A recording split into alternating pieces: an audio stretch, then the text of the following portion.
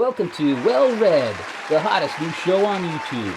The first episode of Well Read skyrocketed to a blistering and whopping 24 views. I can't even count that high. So I've already done an exclusive Xbox magazine, a Nintendo magazine, and a PlayStation magazine.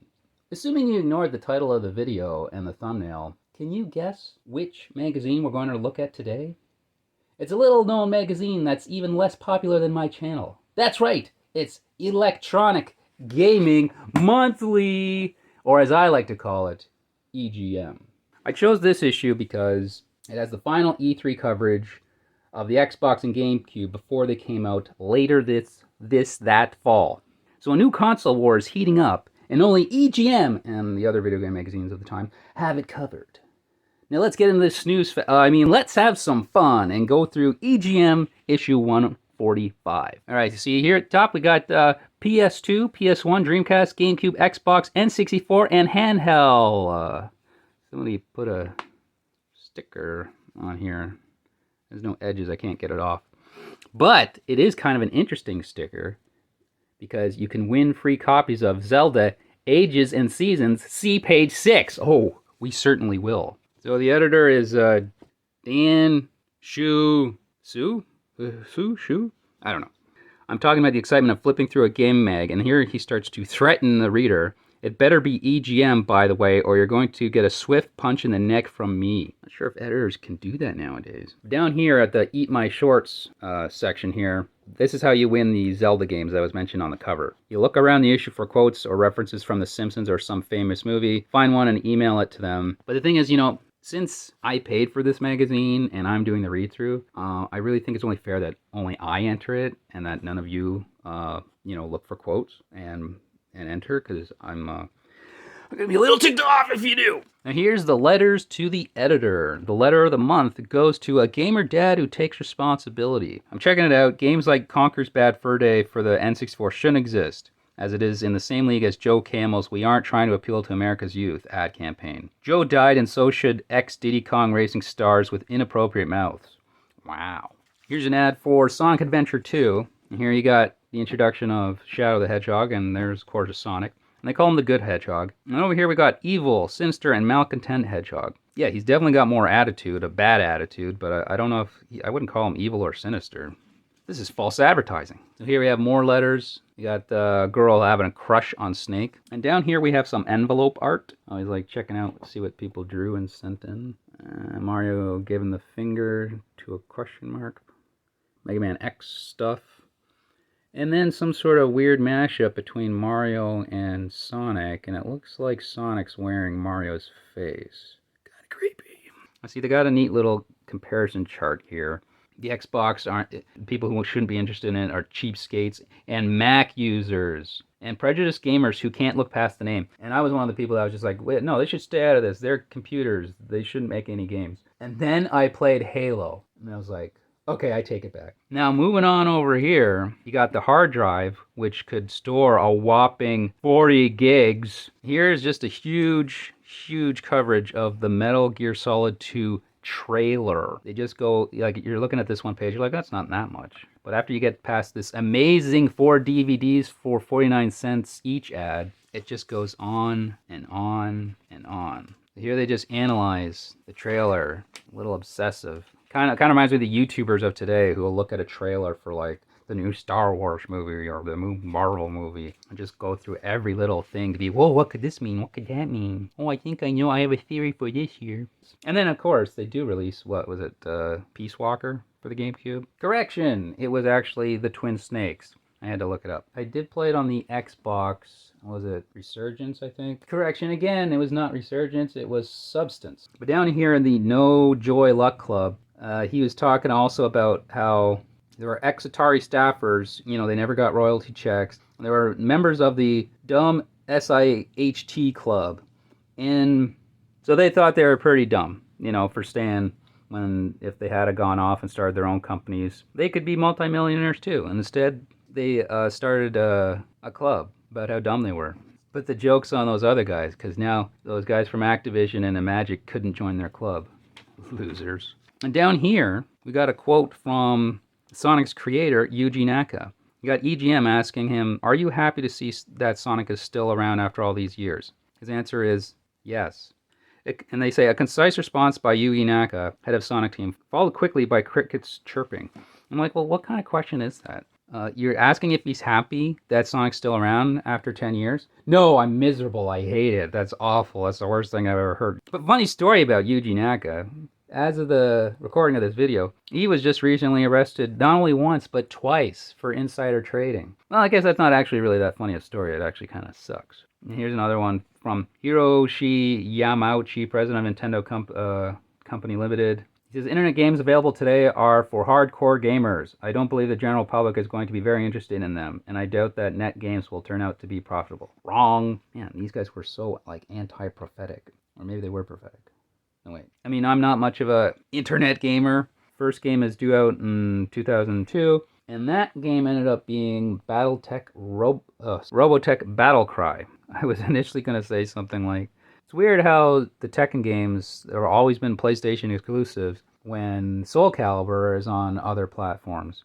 And so I did a quick check just to see if Tekken was on anything else. And yes, of course, it's been on a lot of other things. And then it just jogged my memory that I'm like, oh yeah, I have Tekken 6 and 7 and Tag Tournament on Xbox systems. So I'm glad I never told anyone that embarrassing story.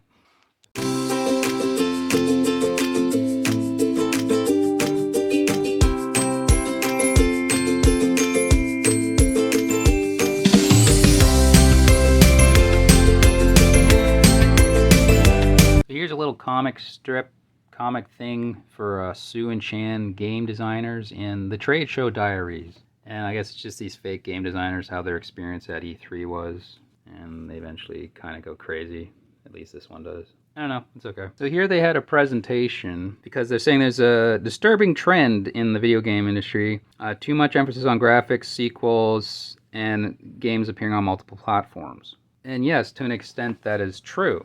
Well, maybe not just to an extent, it is true. And down here we got the best GameCube game. They gave it to Star Wars Rogue Leader Rogue Squadron 2. And the funny thing is here, the GameCube game that impresses the most packed spaceships and John Williams tunes, not coins and gay Mario music. Up here we got Wave Race Blue Storm. So yeah, I was playing that. I remember playing the first Wave Race 64 and that they had really good like water physics. One thing I thought was interesting about this write-up here was that it says, it's a 3D action adventure similar in style to the N64 Zelda games. Even the Z targeting is the same, but starring Fox McCloud and his fruity-looking dinosaur sidekick. Came out as Universal Studios Theme Parks Adventure. So it sounds based on this title that maybe you got to create the theme parks, but and then changed to just kind of an experience, which apparently was a horrible experience, where you just go around and pick up garbage, and you got these disgusting boss enemies. Like, you should see the first stage boss once you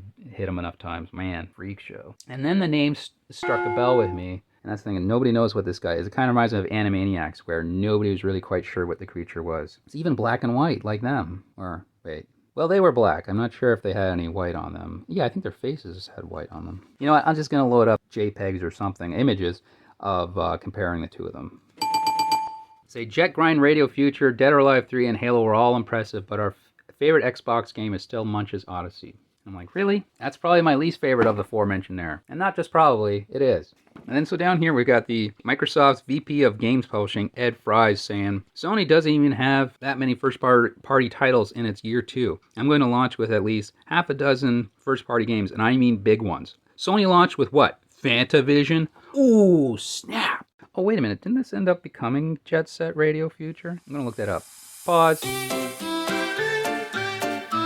And I guess it was a reimagining of the game for the Dreamcast from what I've read on Wikipedia. But the one thing I thought was really weird was that you can grind up vertical posts. I've never seen that before. Dead or Alive 3. So yeah, Dead or Alive is probably my favorite fighting series, at least in terms of 3D fighting games.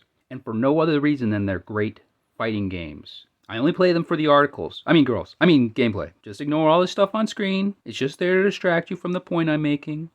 whatever it was. But some of these cutscenes, I tell you, too spicy for YouTube. But, speaking of the endings, so yeah, it's the thing. I was like, even just looking at this screenshot, it's like, yeah, you see how detailed that is? You're going to hear lots of comparisons between this game and Running Wild and Pen Pen Trill Salon. Both kind of sucked. I don't think this one sucks at all, but I only played one course, but I don't know. Could it suck later? I don't know. Shrek, based off the movie called Shrek, and there was some the game is voice acted. The one for Qui-Gon, his voice seemed okay, but Obi-Wan, the guy who did his voice, it just sounded like some guy. It was just like trying to be like Ewan McGregor. I'm Obi-Wan. There's also a Jedi battle mode, and as you go through the stages and stuff, you can unlock more Jedi to play with. And after I beat the robot that I was training against in the second stage, I unlocked Deepa Billaba. That's right, Deepa Billaba. The thing is, like, I'm not expecting to unlock, like, Mace Windu or Yoda right off the bat, but, Deepa Billaba?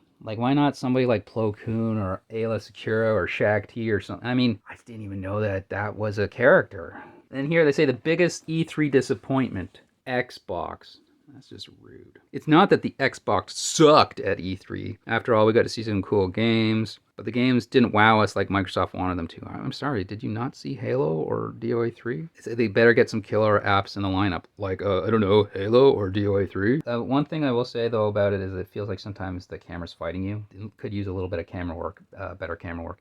And of all these games here, Tony Hawk is the one that kind of stands out as why would you need to play that online, especially because I think they say you can play with 7 of your friends. Maybe not here, but maybe it was in the review over here. Nope, not there. This time when I was playing it kind of reminded me of DOA, Dead or Alive, except less interesting or fun. You gotta be careful though, you can't push your engines too far. There's this bar here, and if it goes up and it starts beeping for too long, one of your engines will blow and you'll spin out and die. Or the race will end for you and you lose. And then the second stage, you play as a stripper because you're supposed to hit all the buttons to distract the bouncers and stuff so that the cop can sneak around them to get to whoever it is he's supposed to try to talk to. But it's surprisingly difficult. Or maybe I was just distracted by all those hot moves. Capcom versus SNK 2, and you can't go wrong with any game that has Mai in it. One of my big problems though is that there's a timer for selecting your character and your modes and stuff.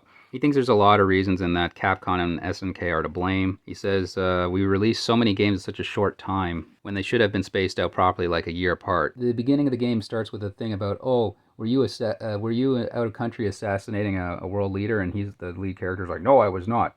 And it goes a couple weeks ago. And their very first thing is to assassinate the world leader. So I'm like, okay, I guess he's a liar. But I mean, I guess he's also an assassin. So lying seems the least of his moral flaws. Yeah, I just used the taser. I was able to tase them from across the street. And it was more effective than trying to aim. Harry Potter and the Sorcerer's Stone. And then Dumbledore's right in front of you. And I thought he would explain to me what he wants me to do, but he didn't. I just had to kind of wander around the school until I ran into Ron, and then finally, one thing led to another, and I had to go track down Hedwig because Draco stole him, and I had to follow his feathers, going through all these rooms and jumping off all these platforms and stuff, just like he did in the movie. Alien Front Online definitely just feels like an arcade port. It's just, it has to be.